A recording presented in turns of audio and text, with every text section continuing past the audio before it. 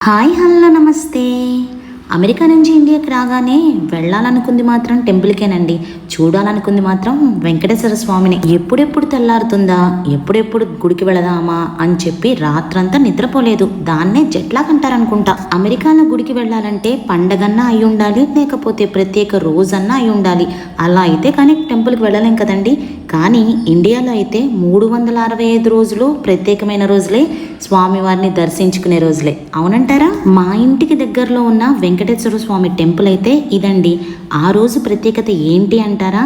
ఆ రోజు హనుమత్ జయంతి అండి. ఇంకేముంది, అసలుకి నిత్యం ఆంజనేయ స్వామి హనుమాన్ చాలీసాతో చెవులన్నీ ఎంత అమృత తుల్యమైనవి అంటే చెప్పలేను. అదుగదుగో అక్కడ పూజ చేస్తుంది మా బాబాయేనండి. టెంపుల్కి వెళ్ళిన ప్రతి వారిని ఆ పూజలో భాగస్వాములు చేశారు అక్కడి వారు. నిజంగా మన దేవుడు అండ్ ఆ తీర్థం, అసలుకి ఆ వైబ్సే వేరు కదా. చూసారా, ప్రతి ఒక్కళ్ళు ఆ పూజలో పార్టిసిపేట్ చేసి హారతి ఇచ్చే ఛాన్స్ని కూడా కలిగించారు. మేము కూడా ఇచ్చామండి. మనవాళ్లతో పాటు తాతయ్య ఎంత బాగా పూజ చేస్తున్నారో చూడండి. ఆ రోజు టెంపుల్లో 108 టైమ్స్ హనుమాన్ చాలీసా పాడుతున్నారు అక్కడ వాళ్ళు. సో 108 మెంబర్స్ వచ్చి స్వామివారికి అరటిపళ్ళు నివేదన చేస్తున్నారు.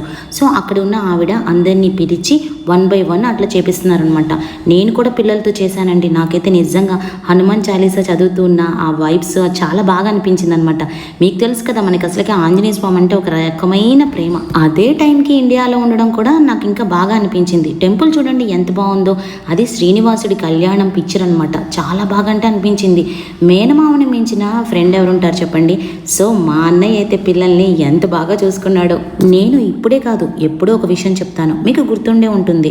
అదేనండి, పిల్లలకి మన సంస్కృతి మన సాంప్రదాయం అనేది కంపల్సరీగా తెలవాలి. అందుకని చెప్పి నేను వాళ్ళకి నేర్పిస్తూ ఉంటాను. అందులో భాగంగానే మేము అక్కడ మిస్ అయ్యేవి ఇక్కడ వాళ్ళకి అందిస్తున్నాము. అవి స్ట్రీట్ ఫుడ్ అయినా, దేవుడి భక్తి అయినా, బంధువుల అభిమానమైన. హనుమత్ జయంతి రోజున ఇండియాలో ఉండి స్వామివారి దర్శనం చేసుకోవడం నాకైతే నిజంగా చాలా బాగా అనిపించింది. పిల్లలైతే బాగా ఎంజాయ్ చేశారు వాళ్ళ తాతగారి బండి మీద వచ్చి అండ్ బండి మీద వెళ్ళడంలో. మీరు ఎలా ఎంజాయ్ చేశారు? రాబోయే వీడియోల్లో షాపింగ్ అండ్ ఫుడ్ ఇలాంటి దేవుడికి సంబంధించిన వీడియోస్ కోసం వస్తాయి. సబ్స్క్రైబ్ చేసుకున్నారు కదా.